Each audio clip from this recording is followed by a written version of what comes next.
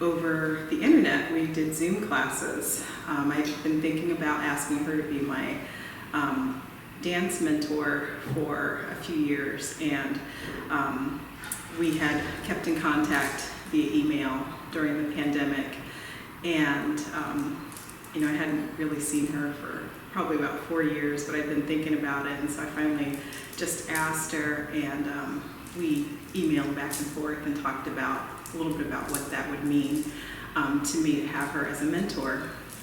And so we proceeded to start classes via Zoom, and around the time that we started classes, I started experiencing some symptoms of arthritis. One of the things that we focused on a lot was reaching out to our ancestors.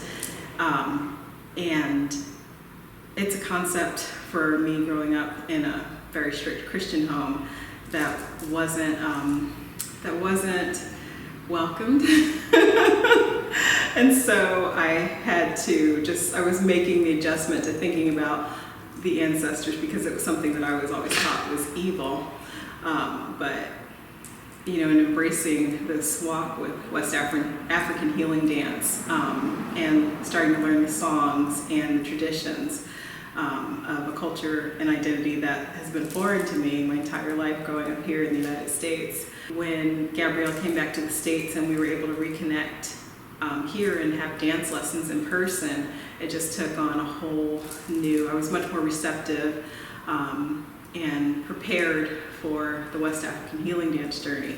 And more receptive to thinking about my ancestors as benevolent beings who want the best for me. I think I had been reading a book that day about a little bit about connecting with your ancestors, and if you get an idea to do something, to do it. And I was thinking about some of the songs that Gabrielle taught me, and like when I'm in situations where I feel anxious, I would sing the songs that I'd been learning. So I went out there that day and I stuck my feet in that water, and then I was like, oh, just for good measure, I'm going to stick my hands in there too, because my hands were a little swollen as well. And I just sat there with my feet submerged, and I was thinking about one of the songs that I liked, and then went back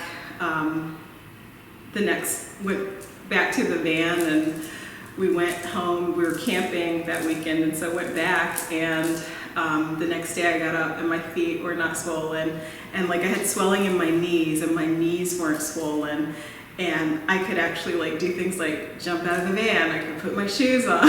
my ankles weren't swollen anymore, and I was just like, all I did was go to the water. It's like, but I listened to the voice. I went to the water, and I felt silly doing it at the time when I did it, but the result was that my condition greatly improved, and to this day, that was like several months ago, I'm not having the problem with my ankles and my knees, the swelling. I've been able to dance, because there are some parts of the dance that we're learning where you have to articulate your feet, and I couldn't do it before, but now I can actually do it. And so it's been really cool, being more open to my African heritage and culture, and seeing it as a positive thing and not as something that is evil like I had been taught. So that is